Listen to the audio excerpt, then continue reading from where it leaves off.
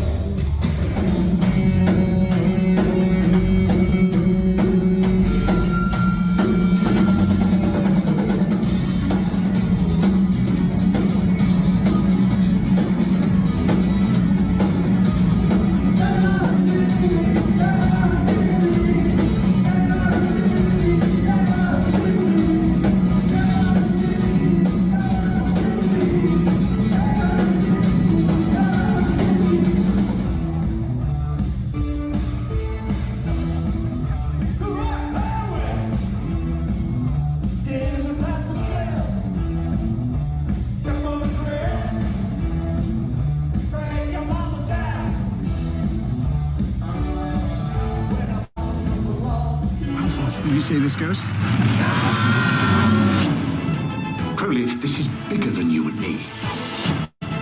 You still don't get it, do you? You can't change anything. I was trying to do the right thing. Hang on,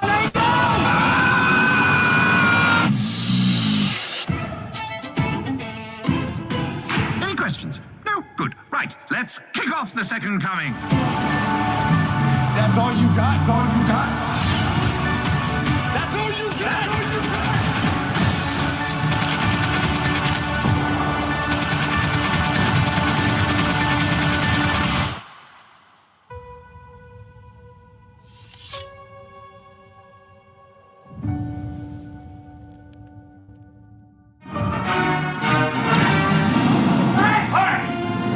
A journey to alien worlds. It's a trap. A rebellion against oppression. An epic of heroes and villains. An adventure as vast as the universe.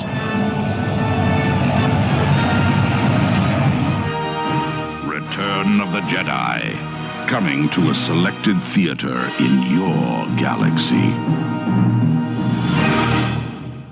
I can't do it. We'll do it live. Okay. We'll do it live. Fuck it.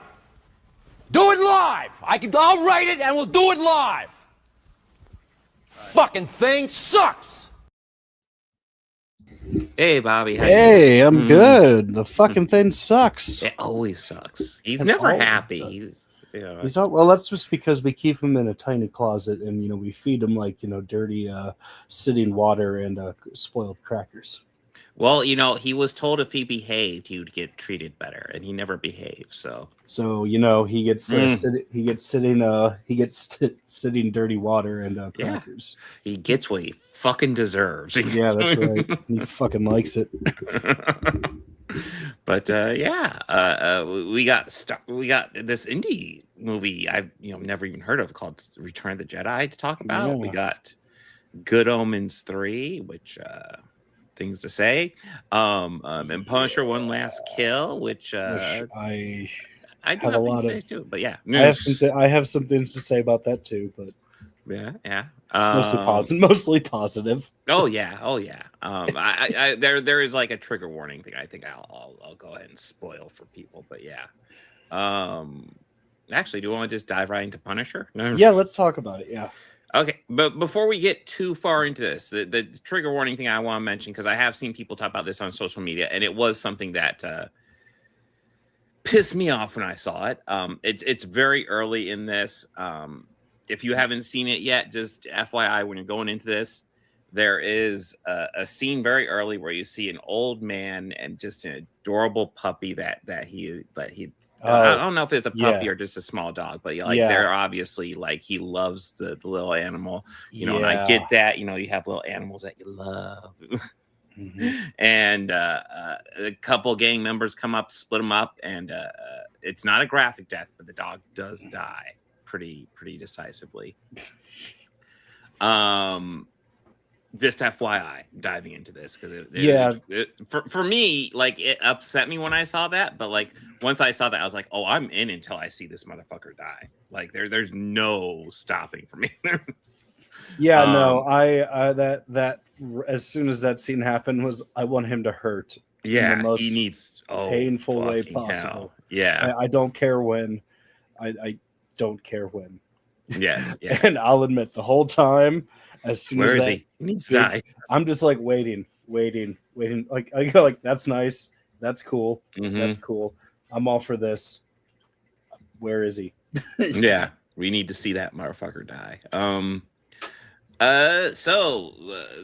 Getting past that little spoiler bit, if you think you can barrel through that, I overall pretty much highly recommend this. I thought this was awesome. Yeah, I felt it was a beautiful like character study for 30 minutes of Frank Castle and diving into where he's at right now. Yes, because I think I saw an interview with Kevin Feige, and he was talking about how this is supposed to take place right after the end events of Born Again and right before the new Spider-Man movie. So nothing really leading into it or anything, but it's like it's still world building.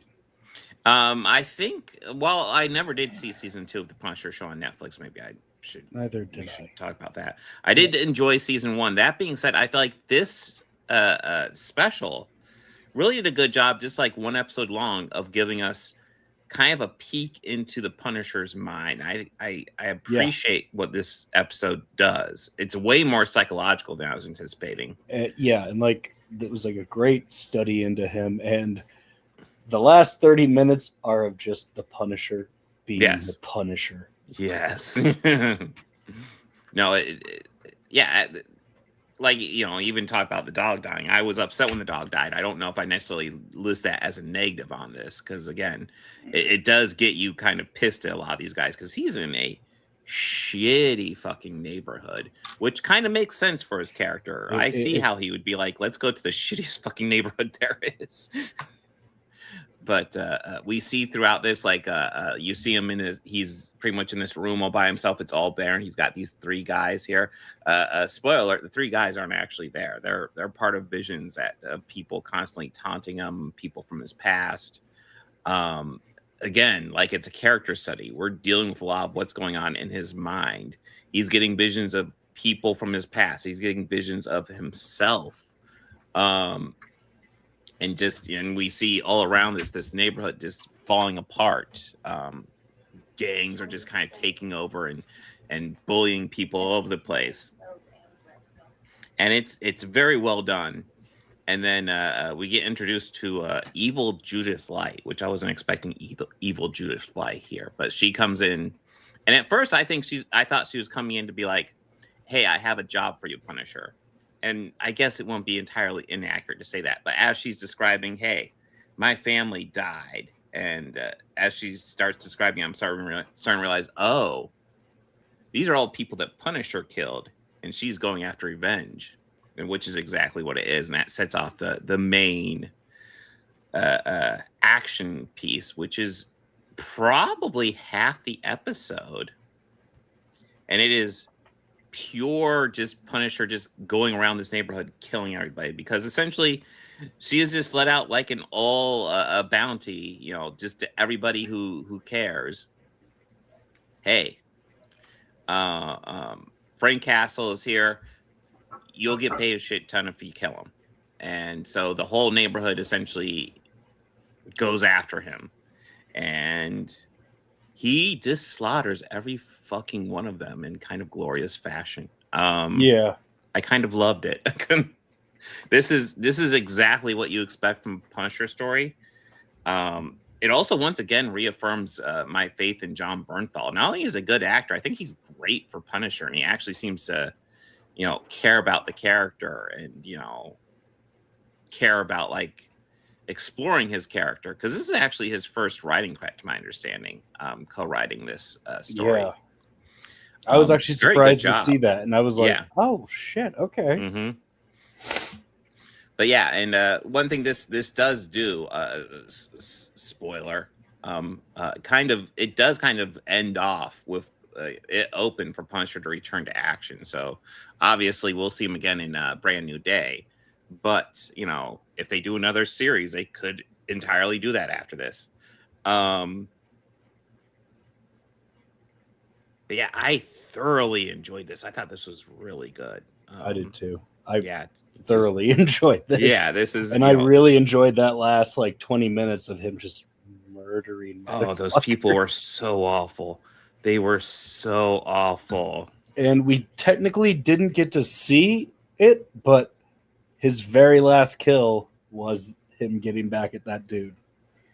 Oh yeah, that was the very end. I was so happy to see it. I was like, good. Yeah. Good. It's like, and I go, he doesn't even know that you killed the dog. No. The one guy just nods his head, and Frank takes it as, okay, he deserves to die, and kills him. Because like he knows like that's his hat. You stole his hat. And it's like, that's why he's killing him. And I go, oh, if only you knew, you're getting off light. No, I could also visualize the scene, just being like, yeah, they're like, I think if Frank knew what happened, that guy would definitely be in a lot of pain. But yeah, he would have seen if he could fly. I do have a minor critique of this. Let me see if I can find it.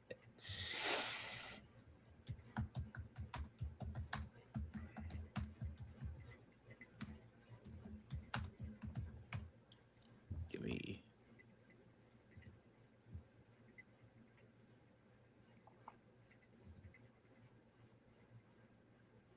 Oh, I was able to find it. So this is a very minor critique, but this is actually one of the shots from the show, and I was like, oh, that's rough. The Punisher is in the middle of the fight. He falls off the building, and we get this. And I'm like, that was rough. I agree that did look a little rough.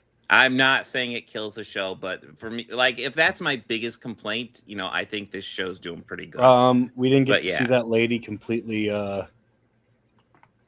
amputated, as Frank later does to her in the books, but yeah, no, I kind of assume it's setting up for later stories. yeah. I just kind of go, I'm okay if we circle back to this. What, like, yeah, the resolution to evil Judith Light. Yeah, I'm okay with this. I'm okay with prolonging this resolution just a little bit. I'm seeing lots of people say they didn't even notice the fall, and I do wonder. Like, I do have I feel like I'm bragging, but like I do have a pretty big TV, which is I noticed it fairly clearly. I noticed it. I have a fairly big one too, so a decent sized one. So I was like, oh. Yeah, I was overall enjoying it, and then at one little bit, I'm like, ooh, that looks bad. I mean, it's kind of just more like, oh, okay, guys. And here's the wild thing, like, to my understanding, it was actually a stuntman falling, and they just CGI'd John Bernthal over the stuntman, and it makes the whole thing look fake if that's what it is. It really does. It's like you might as well have just done it all CGI at that point, because that's what it looks like. That Ronda Rousey fight was more convincing. Yeah. All 17 seconds of it. All 17 seconds, yes.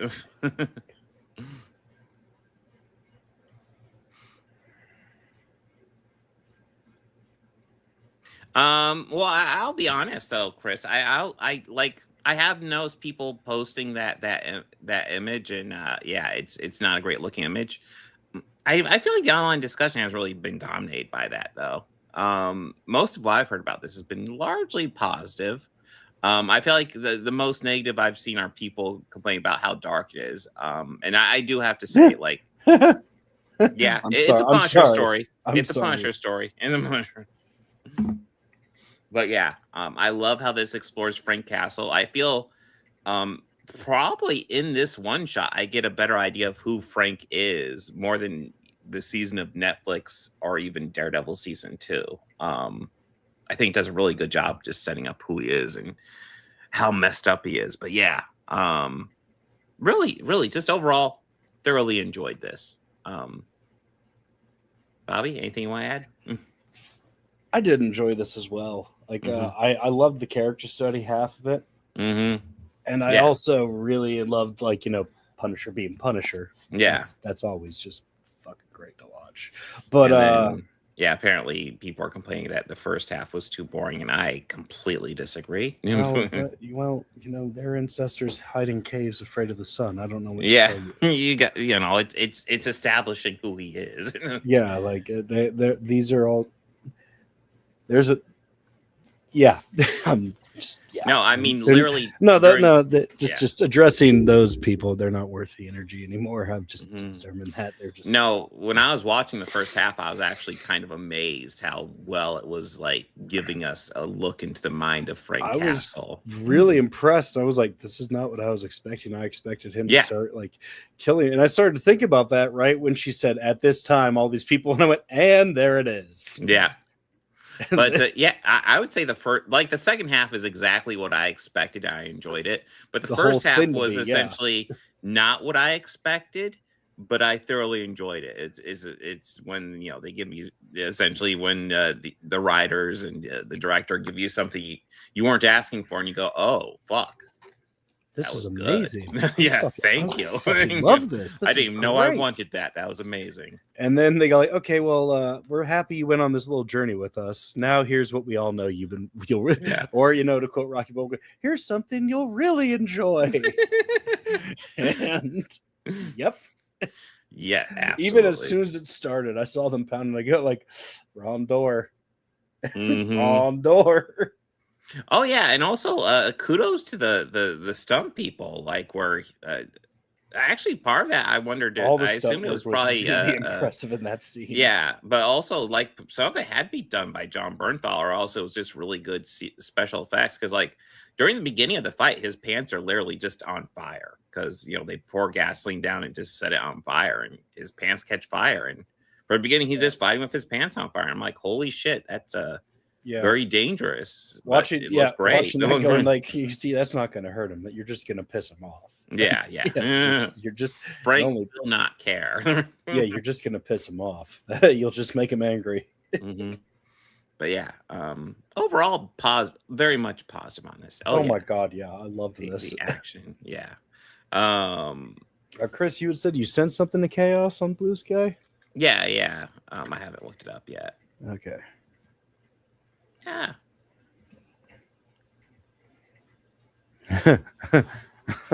If he said he wasn't going to hurt them. No, that's true. Frank saying I'm not going to hurt somebody. I don't believe him. Like, again, he killed that guy who murdered that dog, and he didn't even know that he had done that. I can only imagine what Frank would have done if he did know that. Yeah. I mean, let's face it. That was the whole instigation towards John Wick in those 4 movies, and I was 100% behind it. Yeah, and what I even loved about it is even the mob boss. The only thing his reaction was when he found out was, "Oh, you killed his fucking dog," and then just going, "I can't protect you from this." Like, yeah. I mean, you killed his fucking dog. What's wrong with you? He's going to kill you. Yeah. I can't do anything. Why? Because he's fucking John Wick. I guess, shall we move on to something that's a bit less impressive? Yeah. Okay. Let's we'll save the best. We'll save the better thing for last. So, Good Omens, the finale. First off, I think it's worth saying that it's a minor miracle this even exists. Neil Gaiman obviously walked away from the project early on. He started working on it, but then he walked away after all the allegations that sound very credible. Him walking away is probably the only reason I was willing to give this a shot. Yeah. Plus, I also absolutely love Michael Sheen and David Tennant in this. I think they do so much. I really love them together in this series, and I have. And I feel like anything positive to be said about this is almost entirely because of them. Because of both of them and their portrayals of reprising their roles. Yes. That is also the only good thing I can say about this. I mean, I will also say that's a big part of this too. But yeah.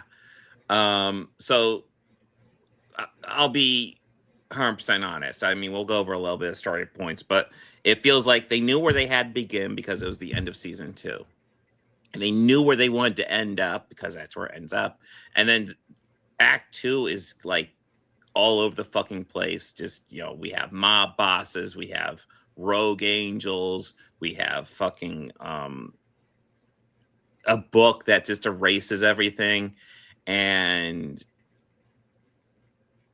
we even have Jesus, for fuck's sake. And then it just, none of it mattered.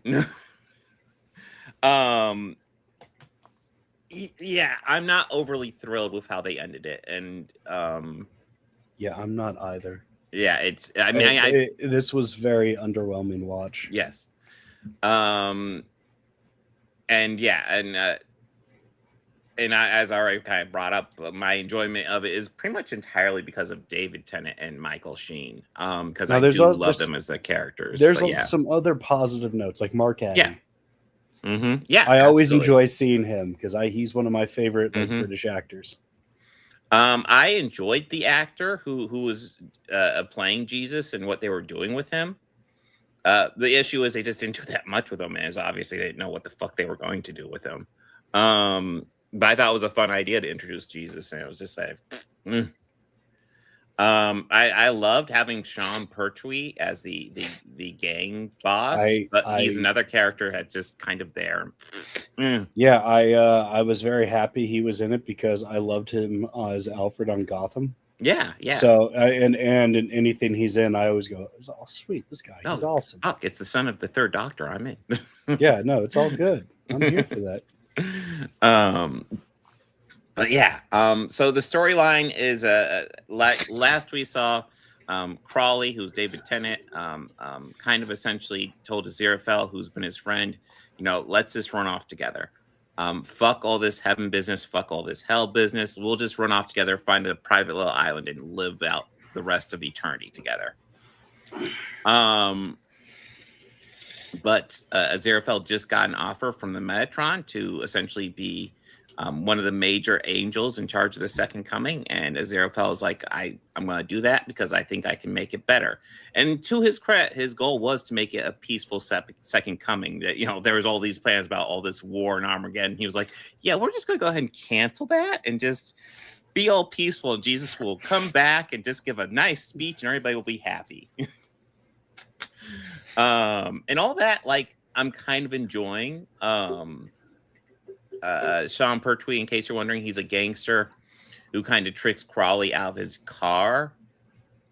And I guess trick isn't quite the right word. Essentially, he said he would burn down Aziraphale's bookshop if he didn't essentially play a game of chance for the car. And of course, it was all rigged, and he lost his car to save Aziraphale's bookshop that he hasn't even visited in years. And it's like, it's actually kind of sweet, but yeah, essentially they're heaven is gearing up for the Second Coming, hell is getting ready for it, and then stuff just starts getting erased because the book of reality is stolen. So like Derek Jacobi gets like a very high credit in this, and he has almost no role because he, like, his first scene is him getting wiped from existence. But then, yeah, we get Jesus reborn for the Second Coming. And a lot of this is like, okay, this is kind of cute. This is kind of fun ideas. And then I don't remember what they call it, the Book of Time or whatever, Book of Reality gets stolen I think by it was one of the the Book of angels. Life. The Book of Yeah, Life. Book of Life. And everything, the angel just starts wiping out everything one by one, kind of going insane. And then essentially everything gets wiped out by the bookshop, and then all the storyline that we've been watching, wondering what's going to happen with it, it's all kind of just forgotten about. And in the bookshop, we get God and Satan. Satan played by Toby Jones, which I love that casting, but like they don't really do much with him, which is kind of frustrating. He's just kind of there. Yeah, it was incredibly frustrating because it's Toby Jones. Yeah, Toby playing Jones Satan. walks in and they're like, "Hey, it's Satan." I'm like, "Oh, I love this. What's going to happen?" Not a whole lot. No, They like could- watching they it go, could I not was have I him. was They don't hopeful know. that something good would be like great. But Yeah. something good was going to come of that, but no, it Mhm. was awful. Yeah, it was just and I feel like so much of this especially this finale, it's just carried by Tennant and Sheen, who just they have great chemistry together. I love them working together. It was a marvelous But waste yeah, of the storyline just potential. the storyline is like, here's story ideas, but we're not going to actually really follow through with really any of them. Because everything just gets erased and rebooted, essentially. I won't spoil it completely, but it's all I can say is it's really underwhelming. It feels like a very kind of rushed, thrown together project, which it probably fucking was, considering the conditions of what it was. And yeah, it's enormous wasted potential. Enormous. Yeah, it's I love Toby Jones. Seeing him pop up as Satan, I was like, fuck yeah. And then yeah. And I like the idea of Jesus there, and what could we do with the character of Jesus in this universe? And the answer is not a whole fucking lot. No. I mean, they have him there almost like starting a new religion with his like new disciples, helping people out and giving them this constantly re-energizing pizza. And what do they do with that storyline? And nothing. They kind of just, there's a pizza, and that's it. That's like almost like one of his last scenes too. He's like erased from reality, and then that's it. Yeah, I kind of liked how that potential was growing right there, and then nothing. Yeah, nothing. I do love the Bentley driving around with Queen again. I did appreciate that callback to the first season. And also I just love Queen, so why not? I mean, Queen is always great. Yeah. But yeah, just thoroughly underwhelmed. Anything you want to dive into, Bobby? Not really. Like this was a little. Go ahead. It was very underwhelming, and like I just felt they could have done a lot more with it. Yes. But obviously they were in the middle of it, and Neil's those he was exposed for what he was, and and like I said, is that thunder? Is that thunder by you? It's actually thunderstorming quite bad here. Started not that long ago.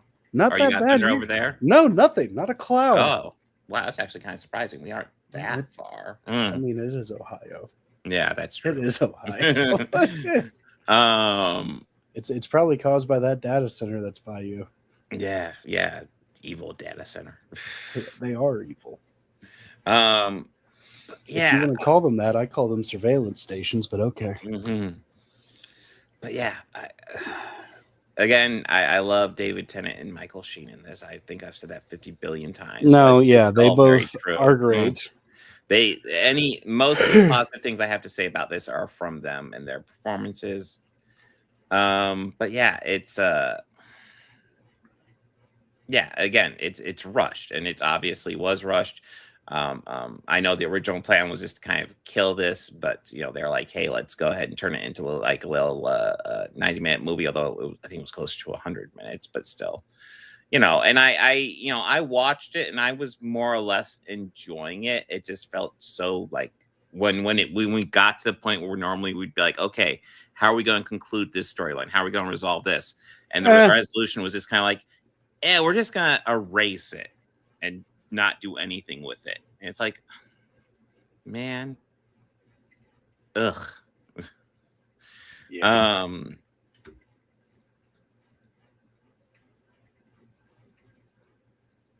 Anything you want to add, Bobby? No.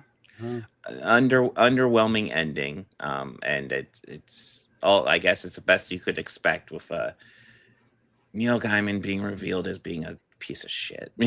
Yeah. Want to talk about something better? Yeah, let's talk about something better. Now, Return of the Heist Jedi. I don't know if Wars. you've heard of this. It's a little itty bitty indie movie. You know, Heist Wars. yeah. I always say this is my least favorite of the original trilogy, and it is true. It is my least favorite, but it is still a movie that sits in extremely good company because I do thoroughly enjoy it. For me, in a lot of ways, it kind of, you could argue it borrows a lot of the coolest elements from the past two movies and kind of puts them into a blender and kind of reinvents them, which I really enjoy. I still really love how with this film, how in the beginning it's like it all seems like, oh god, they're all getting captured, you know. What's it gonna do? And Luke's just, don't worry, everything is going perfectly to my plan. And it's just like, yeah, this is all going according to plan. It's all fine. Nothing to see here. Yeah, and it does end up working out. However, I don't think he expected to go to the Rancor pit. No, I don't think that was in his plans. Well. But I mean, that's one of the interesting things. So, like, the Jabba scene at the beginning of this, it feels like almost like a delay to actually starting the actual movie. It feels like, you know, we have to do this bit to resolve the end of the last movie to kind of get to what we actually want to do with this movie. And I would normally count that as a negative, but it's a very entertaining fucking scene. So I'm not entirely against it. And I really, I still don't think this scene needs an additional musical number. No. Although I do think it was very cool that they got the original Twi'lek actress back to do some new scenes for that, which was very cool. Yeah. But yeah, it's the new musical number's iffy. That being said, if we're talking about special editions, the ending celebration in the special edition is so fucking cool. Oh yeah, my God. I really love that. Yeah, I can't hate on that one. Yeah. And look, there's this I can never remember this character's name, but so some fun lore from that Star Wars book about Tales from Jabba's Palace. Yeah. So the droid who assigned them work, right? Yeah. Serial killer droid. Like, he killed other droids. Oh shit! Yeah, he is. Yeah, I had his action figure. yeah, he was one, Mm. and that's why he's there. Mhm. Also, that little refrigeration hookah thing that he has. Mhm. Yeah, he smokes drugs out of that. Good for him. So, like, that when you see him just puffing on it, that slug is high as hell. Mhm. And it also right yeah, here. and it also, like, you know, refrigerates his snacks too. Mhm. I think that's like one of the funnier things from that I just laugh, I giggle at every time. Mhm. And also the Rancor, but he raised the Rancor from a little baby. Mhm. Oh yeah, seeing the one guy just break down and crying, it's almost like, oh, I didn't see that coming. That's funny. But yeah, I would always laugh at that as a kid, but now I see it. Now knowing that It as was an his adult, pet. more It it was his pet. I know. It's like, oh. But yeah, the Rancor was a great little bit of puppetry in this, and I miss, like, you can definitely tell how it's like a puppet and they're enlarging And it stop by motion, yeah. superimposing it, yeah. But I kind of miss those effects, man. That's kind of, I love that shit because it's actually physically a thing that exists. Oh God, and we can't go too far without talking about Ian Diamond. Fucking, oh, I didn't mean to click past, but I love how cheesy he is as the Emperor here. Oh God, oh yes. My fucking God. You and your friend's pitiful rebellion. Oh my God, he is chewing up so much scenery. Your faith in your friends is yours. Listen, that's still one of my favorite lines because every time I watch it, my reaction to that's like, Listen, it finally explains how the Death Star is fully operational despite chunks missing. It's fully operational, but there's chunks missing because fucking Palpatine's just chewing up all that fucking scenery. It just, oh my God. It's a healthy diet, man. Yeah, it's a good diet. But yeah. This probably has my favorite lightsaber duel between Luke and Vader. Yeah. I don't think it like if we're judging it for looking cool or anything, I won't say it looks the coolest or anything. But I just love the emotion behind it. How and that's one of the interesting things about this movie. Luke is really kind of playing with the dark side throughout this movie, I feel like. He's giving into, like, during the beginning in the Jabba's palace thing, he's wearing black, but he's not really giving into the dark side. But during the Vader fight, he definitely is like dipping his toes into dark side shit, where he rages against Vader when his sister is threatened. And I love the bit where like he looks at his robot hand and he looks where he just chopped off Vader's hand, and it's like, oh shit, dude. Yeah, that's some great storytelling. And and we get kind of the that foreshadowed when he goes to Force Cave in the last movie. So I kind of love that, he's realizing, oh shit, I'm doing exactly what that cave was telling me would happen. Really a fantastic fight. But yeah, again, and I already brought up, but yeah, the Jabba's palace thing is overall just a cool scene. It does feel separate from the main story, but like it's one of those things where it's, I guess, eclectic would be the best word to describe it, because it just it's good. It's just good. So why the fuck not? It is. Also, it has one of my favorite R2D2 moments. Oh, which one's well, that? two of my favorite R2D2 moments. Obviously, him shooting the lightsaber to Luke. That's fucking awesome. But the first one comes from when he runs into 3PO. It's like, what are you doing here? R2 presumably says, "The fuck does it look like I'm doing?" I remember my R2D2 action figure had a little Drink slide cart? thing where you could push and the lightsaber pops out. Awesome. That's awesome. The one I had a little like center column that could come out, and you could like have him pose like he's going forward. But if you shined a light on top of him, like a flashlight, the little blue light would glow blue. Yeah. Oh, that's cool.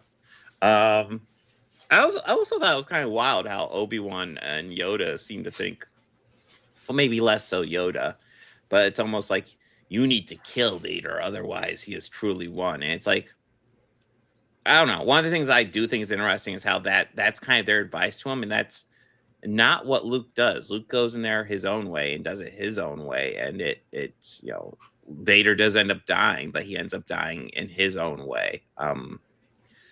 As close to redemption as he could possibly get, considering all the shit he's done, which is pretty fucking dark. See right there, there's his bone. yeah. Of course, there's a slave outfit. And then like Carrie Fisher's infamous slave outfit, which I've heard stories of the puppeteers behind Yoda being behind it. Like, apparently she told lots of stories about having issues keeping it on. It's like, oh shit. like that infamous beach photo shoot. Yeah, it was practically falling off after that. Yeah. Also, I think like this is the one where we infamously see her coke fingernail. Oh, do we? Yeah, it's like one of the close-ups before they land on Endor. She puts her hand on like Han's shoulder. That pinky nail is like... Oof. I never caught that. Oof. I've caught it a few times, and I just go, I don't know what you're talking about. Carrie Fisher never did drugs. Yeah, she wasn't a party girl at all. She could. Bib Fortuna. Yeah. Yeah, Bib Fortana. Yeah, So Bib what's his Fortuna. character name? But that's Carrie Fisher in the Ewok outfit at the end. Mm-hmm. Yes. Yeah, there's and again, Jabba's gone. I love Jabba as a giant puppet as opposed to the CGI thing again, the special edition. Yeah, I really love him more as a puppet. He's more intimidating. I hate that George Lucas cut that. Like, listen, if you want to put the big scene back in, I get it. I think it drags the scene a little bit, but I get it. The Jabba the Hutt scene, I think, in A New Hope, really belongs as a lead scene because I don't think it syncs up particularly well with this Jabba, which I think is fine more menacing. Because if you think about it, it's essentially the same conversation you just had with Greedo. Yes, it's the same conversation, and it makes Jabba come off as way easier going than he is in this movie. In this movie, he feels like just a force to be reckoned with, even though he's just kind of this brown slug that sits there. And then just seeing him walk around and have Han like kind of shit talk him to his face, it's like it doesn't feel like the same dude. But yeah, minor complaint. I do wish we could get A New Hope, if nothing else, the original version. And also that scene of him walking around behind him and stepping. Yeah. Yeah. Well, I mean, I get. We haven't said anything bad about the Ewoks yet. Yeah. Well, they're cute. I find it great that the Empire was destroyed by the Ewoks and their primitive weapons. True. Now, if we're going to talk about bad things about the Ewoks, let's talk about the Ewok movies. Ooh. I like how the first one introduced us to a family, and then the beginning of the second one just kills almost all of them. They kill the mom and dad. Yeah, it's like, holy fuck. That went dark fast. I mean, I wish that they were the Ewoks as they were originally transcribed to be, cannibals. Eating the Empire after they left. They just ate them. I still find it hilarious that they viewed 3PO as a god. I think. Yeah, no, that is good. That's too damn funny. Still to this day, that's great. But yeah, right here we have a Wicket, played by Warwick Davis, a very, very young Warwick Davis, by the way. Pre-Leprechaun days. Pre-Leprechaun.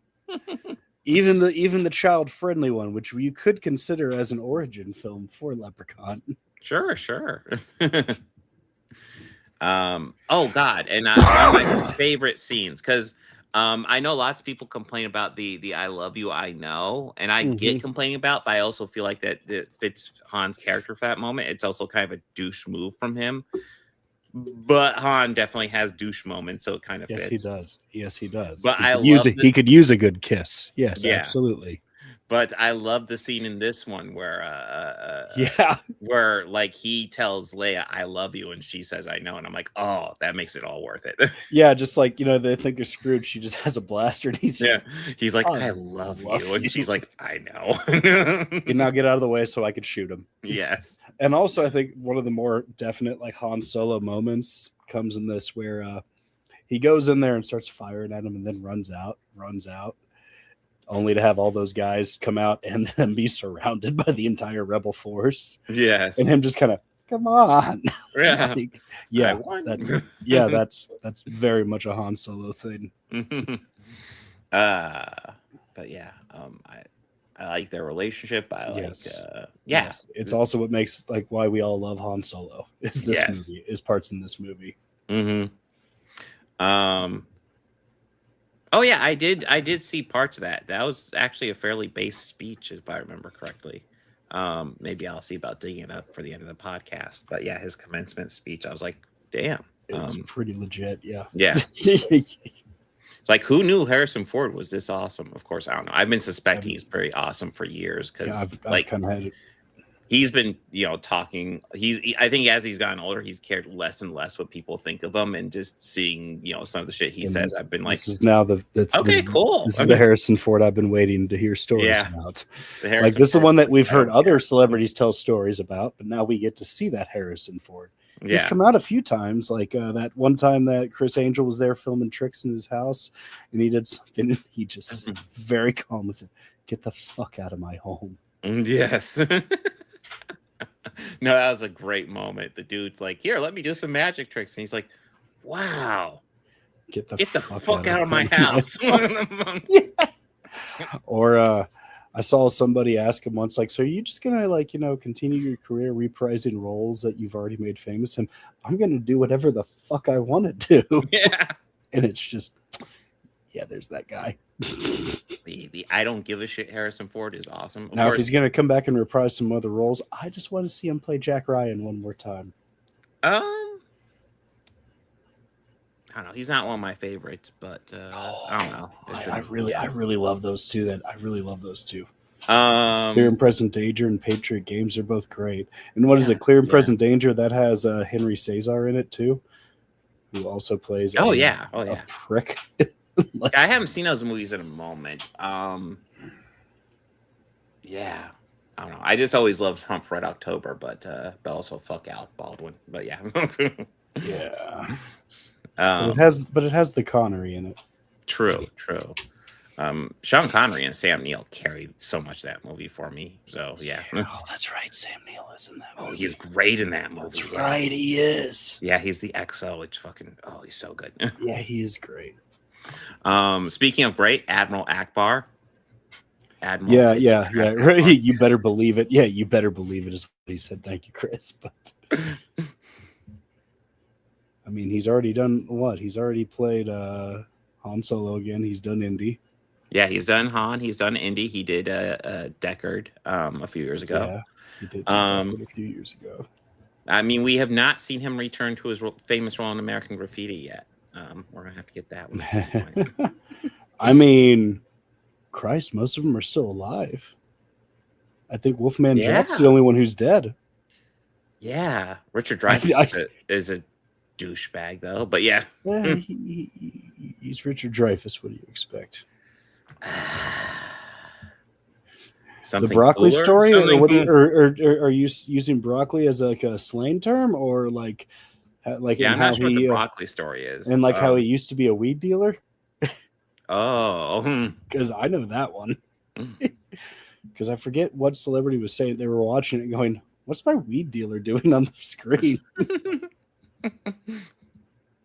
But Ewok Village is still, I think, one of my favorite set pieces. oh yeah, no, it looks so cool. It looks so awesome.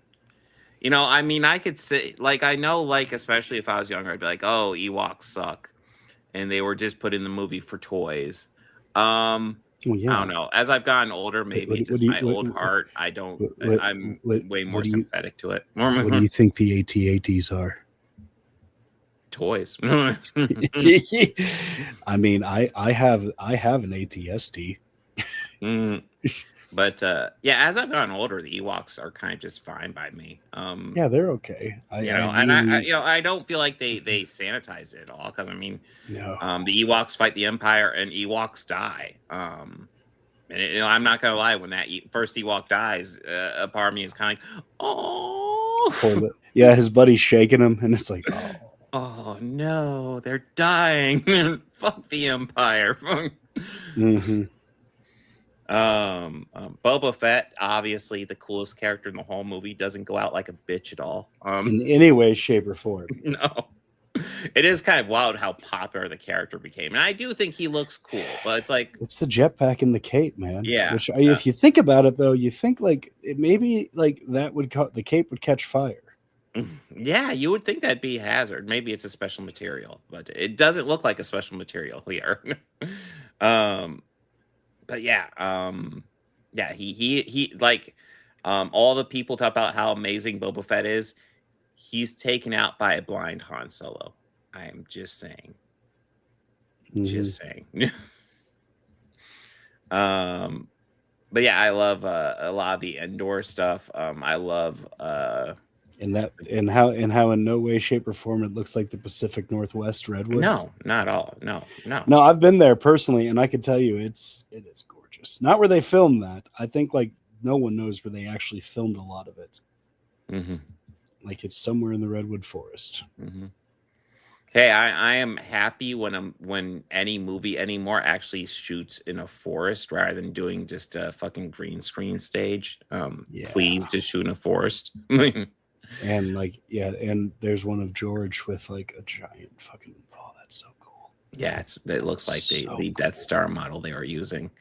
It is very cool, and we can see how Palpatine's just chewing it up as he goes. Yeah. He's a hungry boy. He's a hungry boy. He must devour all the scenery. Oh, that's cool. That is really cool. Getting a little a clapboard there. Of course. But yeah, no.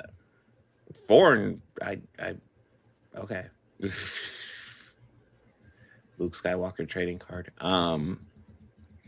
Yeah, this is just a really solid conclusion to a trilogy. And yes, even though it is my least favorite of the three, do not make the confusion that I dislike this at all. No. I think it is a fantastic fucking movie.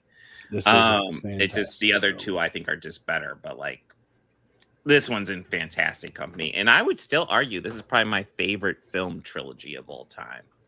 I can't think of anything I'd put over this. I mean, Lord of the Rings is solid, but like I won't put it over this. I think this is much better paced overall. Better trilogy. Yeah.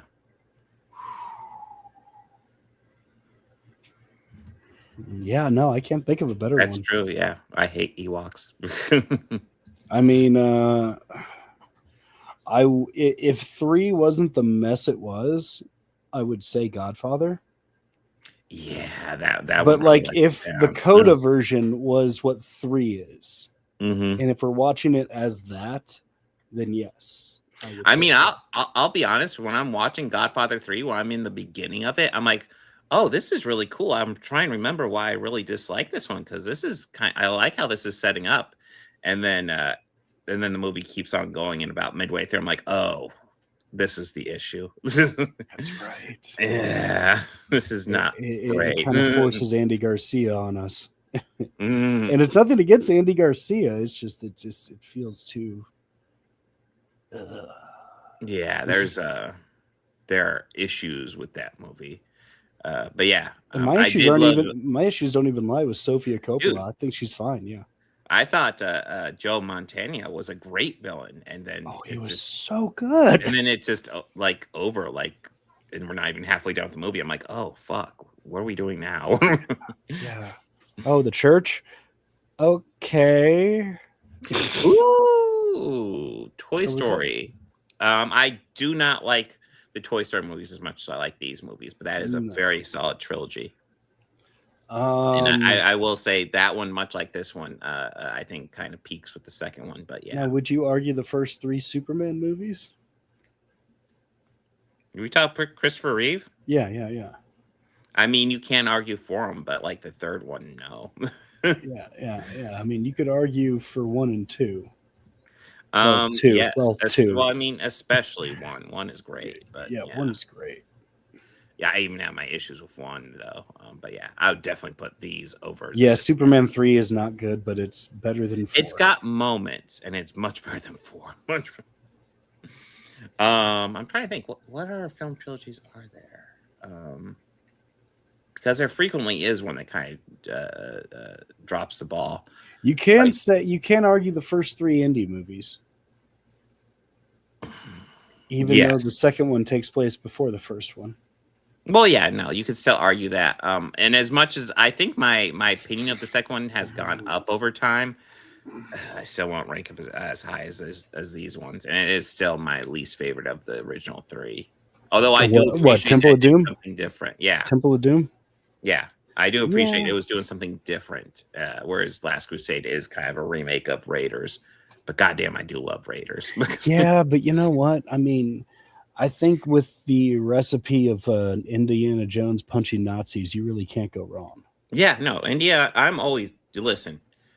If a Nazi exists and a Nazi is not currently being punched, there's something wrong with the world. It is always our moral responsibility to punch a Nazi. I'm just saying. Oh, you mean GTA? You mean not Brainiac? Yeah. The computer lady? Oh, God, not Brainiac? No, the main villain was Richard Pryor, computer genius Richard Pryor. He was. Hey, it did inspire Office Space. It did. It did inspire Office Space. And yes, I do plan on getting Absolute Green Arrow tomorrow, in case you're wondering. Yeah, no, I'm now I'm trying to think. Is there any other trilogies? Well, here, Chris just suggested in chat the original Henson Muppet trilogy. So that'd be the Muppet Movie, The Great Muppet Caper, and then Muppets Take Manhattan. It's not bad, but I love the first Muppet movie, but that's the big highlight for those. Lady Brainiac and Studio Bizarro. Yes. I will say, like, I'm not a fan of Superman 3, but like the Superman versus Clark Kent fight, I absolutely think is fantastic. And if more movie was based around that idea, it would have been much better. Focused more on that. Yeah. Then it would have been, because that was a cool fucking scene. No. But I was trying to think. Indiana Jones is a good contender for best trilogy. I mean, we were talking about Spider-Man earlier, so there's the Raimi trilogy. Yeah, there's a Raimi trilogy. The third trilogy. one drops the ball. Yeah. And you know what? I think I know where to put a lot of that on for that one. I know. The first 3 Nightmare on Elm Streets. Ooh. Because I think one's not bad. Yeah. No, 2 is definitely underappreciated. 2 is underappreciated. 1 and 3 are classics. Yeah, 1 and 3 still has one of my like all-time favorite Freddy Krueger kills. One that still messes with me to this day. I still debate which one I prefer, 1 or 3, because I appreciate 1 for being the originator and doing a lot of like these original ideas, but then I feel like 3 really took those ideas and really ran with it and really did some really fucking creative amazing stuff. Yeah, and I think we could definitely argue those 3 because they are the 3 for the longest time that Wes was still kind of had a hand in. Yeah, he was like an executive producer of 2, but like less so on 2, but yeah. But like 3, he came back to direct. And then I think New Nightmare was the last one that he did. The third one was one of Frank Darabont's early writing credits before Shawshank, which was like, Jesus. It's a shame that fucking Walking Dead kind of ruined him because I thought he was amazing. New Nightmare is really good, and I like that. New Nightmare is a solid conclusion. And they did something kind of different with the lore and played it into reality. Mm-hmm. I thought that was really cool.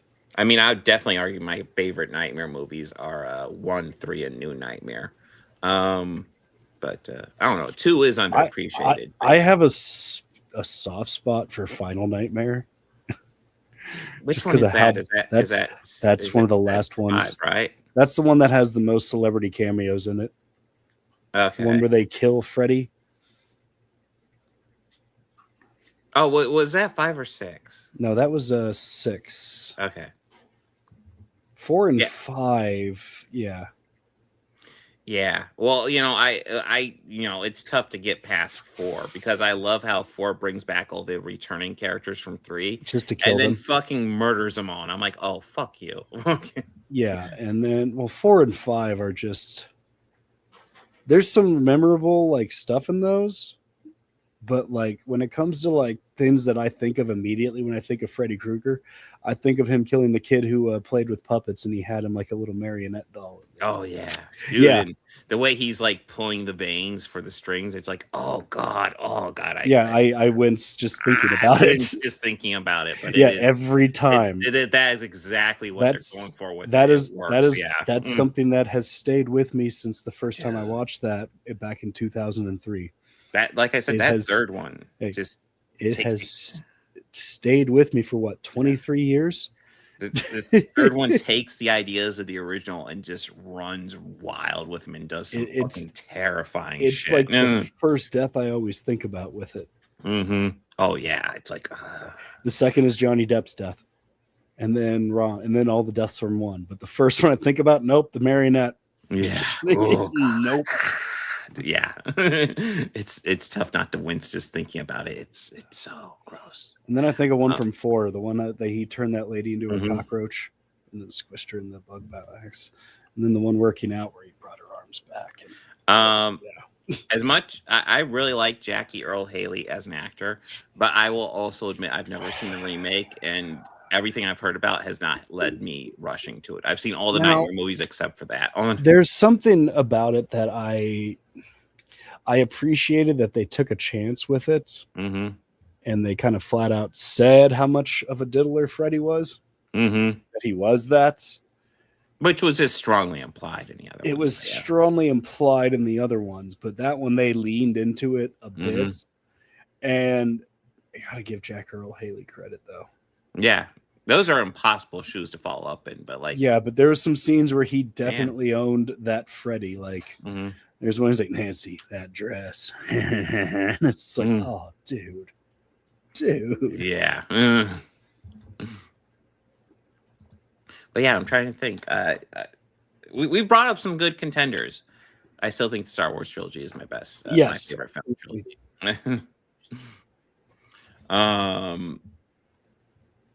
Anything you want to add, Bobby? No. This was awesome. Yeah. And I still love the heist in the beginning of it. It's like one of my favorite parts of this movie. So next week.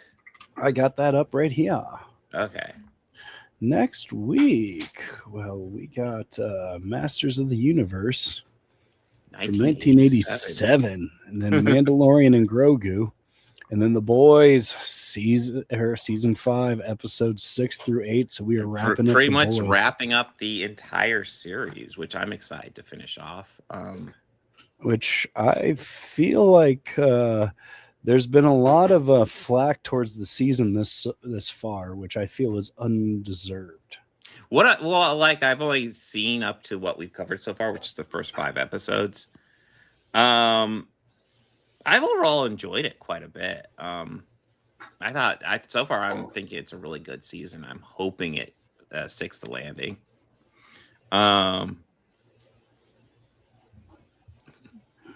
Dude, and if we're talking, we can look at Blue Sky real fast. And if we're talking about the 1987 Masters of the Universe, I have such a soft spot in my heart for that movie. It's not good. It's understandable. But when we watched the original Captain Americas, I kind of fell in love with them just because they're just that terrible. And I mean, there's so much history behind that movie. That is the movie that killed canon films, which I think is interesting going into the history of that. Yeah, this is the movie. What, the Masters of the Universe is the one that killed canon? Yes. Blue Sky. And I also was kind of interested in the Harrison Ford commencement speech. We might be able to pull that up.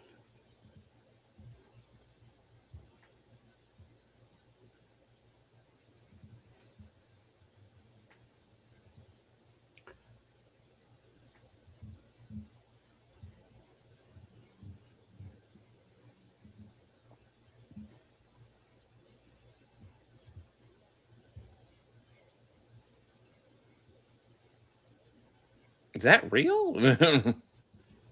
What? Here, I'll pull it up. I need to get my ad blocker deactivated. Or activated. Deactivated so I can show this. Top Gun makers recall how Tom Cruise joined the movie. He barfed on himself. It's been 40 years since the release of Top Gun. To commemorate the remarkable milestone, members of the key creative team spoke out about how a group of U.S. Navy pilots took Tom Cruise on a spin to test his need for speed. Top Gun went on to become a cult classic, one of the most memorable films in Cruise's career. Let's see.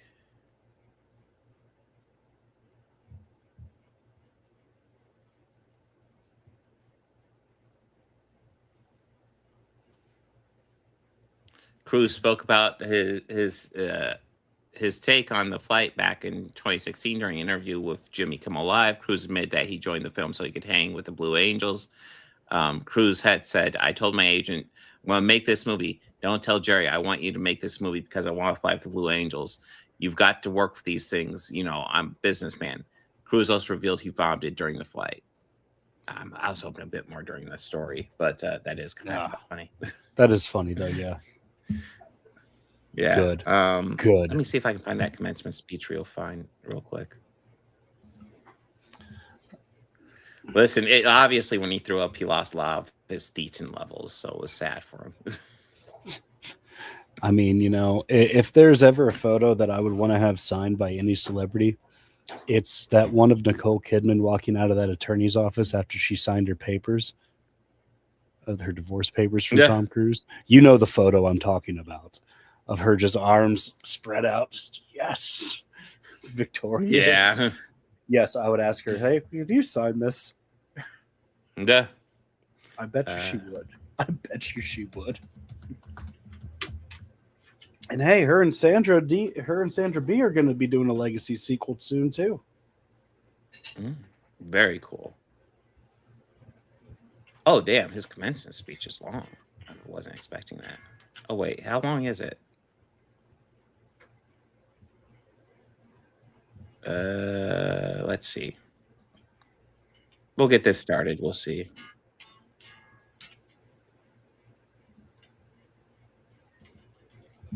I've actually not seen this, but I've been interested in it. So let's see.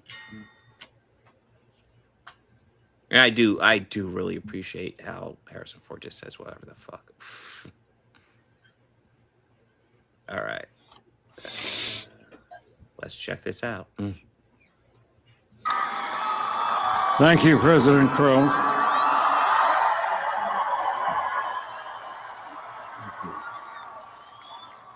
Thank you very much. Thank you, President Crow, for the kind, gracious introduction, and for the privilege to address all of you here today. You're here because you have accomplished something significant. You understood the opportunity before you. You took advantage of all this world-class university had to offer. You made wise choices, followed through with the work. I celebrate your commitment. The combined success of all of you, the potential of your entire generation, that is what gives me hope for the future. I didn't give much thought to the future, to my future, when I was in college. I did not make good choices. I didn't have the perspective, the maturity. I served only myself. I was squandering my life in riotous living. By my junior year, I was in real trouble, grade point wise, and looking for an easy A. I took a course the catalog called Drama, the study of plays. We'd be responsible for putting on plays for the college, but I didn't give that part much thought. I thought I'd work in the box office or build sets. My classmates were people I had previously discounted as geeks and misfits. But I soon realized I was a geek and a misfit.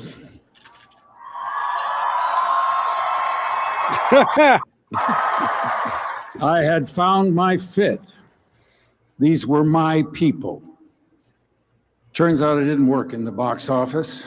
Instead, I had major parts in 5 or 6 plays that we put on that year.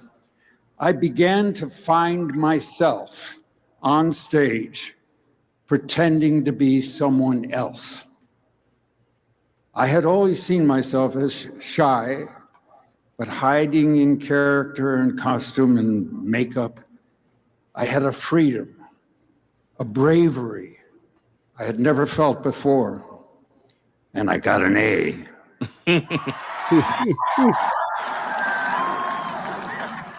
I realized, present for possibly the very first time in my life. My passion had led me to community. The head of the theater department had become a mentor to me. He invited me to do plays in a summer theater season he directed. Sure. And then come to California to join him again at a more professional theater. Wow. which led to an interview at Columbia Pictures, which eventually would lead to my theatrical career. But acting was not yet paying the bills. I was supporting my growing family with carpentry jobs, another way to put food on the table. I loved making things. This went on for about, well, I just skipped a line. Back up for me, if you would, please. And I only took acting jobs when the part challenged me. This went on for about 15 years, during which I did a lot of carpentry and only 4 or 5 acting jobs, but they were more ambitious, good projects. And then it all added up, and I got Star Wars.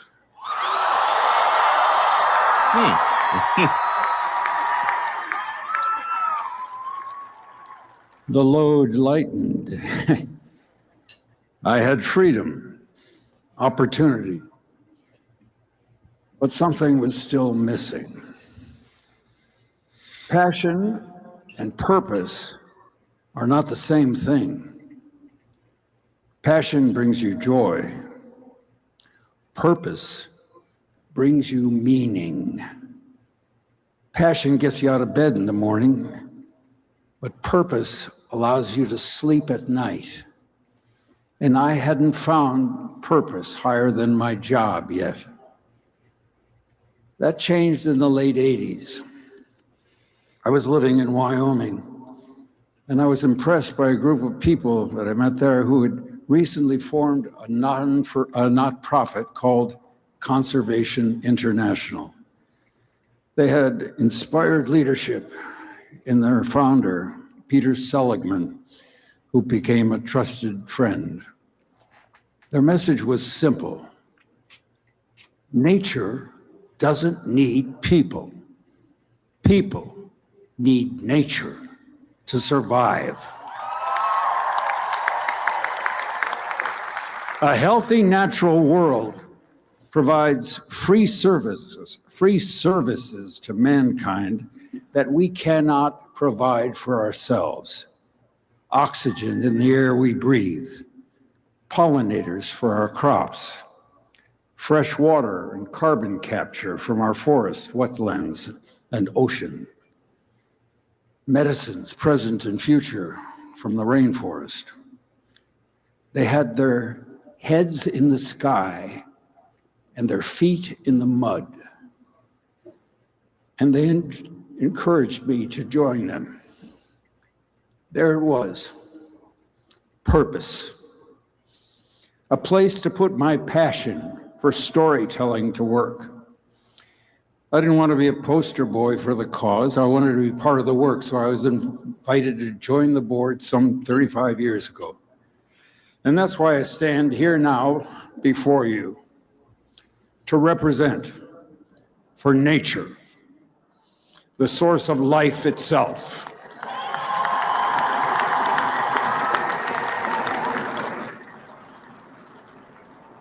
Humanity is a part of nature, not above it. We have an essential mandate to protect 30% of the world's land and sea by 2030, to prevent the mass extinction, to slow the warming of our planet. Still, despite new science, new policies, we are still losing nature to profiteering, corruption, conflict, including land that is already protected on paper. These efforts matter, but they're not enough. We need cultural change.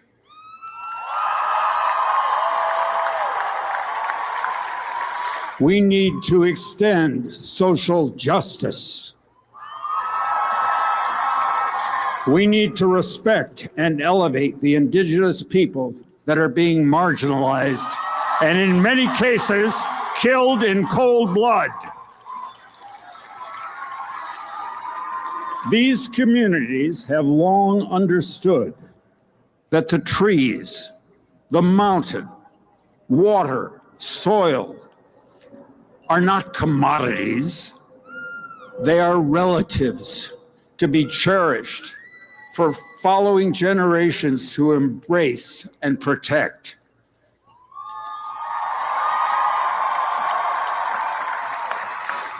We can all play a role by embracing that wisdom in our day-to-day lives, by loving the planet, by honoring nature's authority, her generosity, the bounty she affords us, the justice of her example. Because the world you're stepping into, the world my generation left you, is a real mess. Saving nature isn't our only job. There are opportunities to be embraced in society and business, in the kind of lives we live. So find a place for yourself. Whatever talent or ambition you have, find some way to put it to work. Build something that didn't exist yesterday. Stand up for someone who can't stand up for themselves. Bring people together who weren't talking before. That's leadership. That's what moves the needle. Your generation has far more power than you may realize.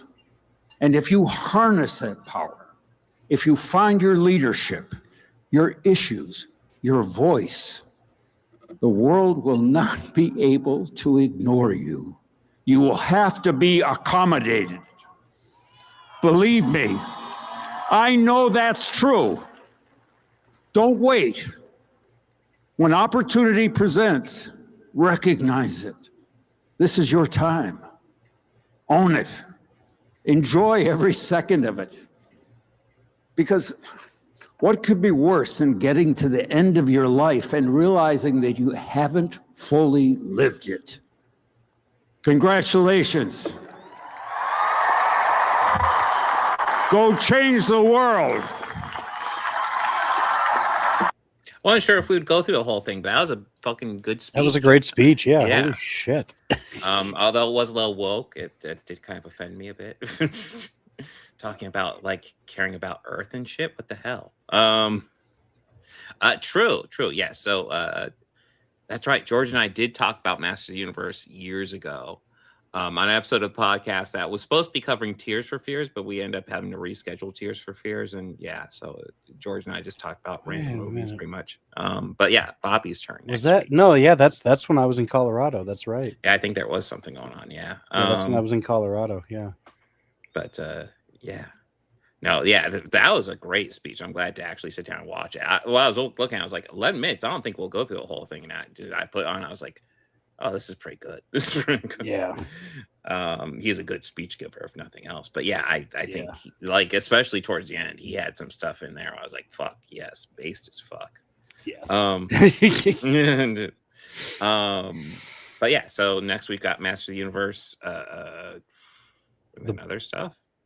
None of the other stuff matters. We'll just talk about Master of the Universe. And Mandalorian, Grogu,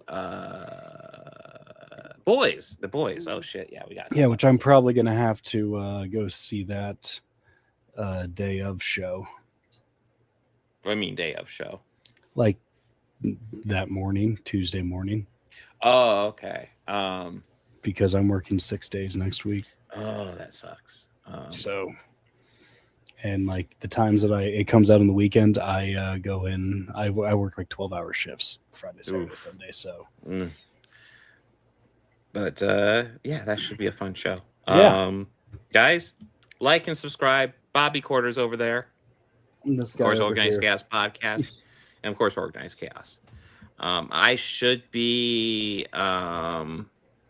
yeah, dude. That's an impressive list where you just like list everything. That is pretty cool. I'm like, that's cool. Yeah. But I will be live on Thursday with Conflicts and Chuds as normal. That's why I refer to you as our archivist. Yeah. But yeah, on Thursday we'll go over comic books, and we'll go over some of the Chrissy Mayer Friday Night Tights drama, and also how the Chuds seem to really be targeting fucking Christopher Nolan's Odyssey, which is their I've complaints seen are some fucking of it. stupid. Yeah. Well, the big things I'm seeing is like they're upset Lupita Nyong'o's is reportedly playing Helen of Troy, and Elliot Page is reportedly playing Achilles.